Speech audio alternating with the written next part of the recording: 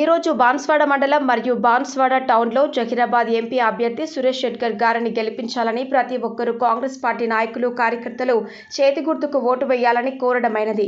ఇప్పటికీ కాంగ్రెస్ పార్టీ మహిళలకు ఉచిత బస్సు, ప్రతి నిరుపేద కుటుంబానికి 200 యూనిట్ వరకు కరెంటు ఫ్రీ, 500 రూపాయలకు సిలిండర్ మరియు 10 లక్షల ఆరోగ్యశ్రీ పథకాలను అమలు చేస్తోంది, ఇస్తామని అన్నారు. ఈ కార్యక్రమంలో కాంగ్రెస్ పార్టీ నాయకులు కార్యకర్తలు పాల్గొన్నారు.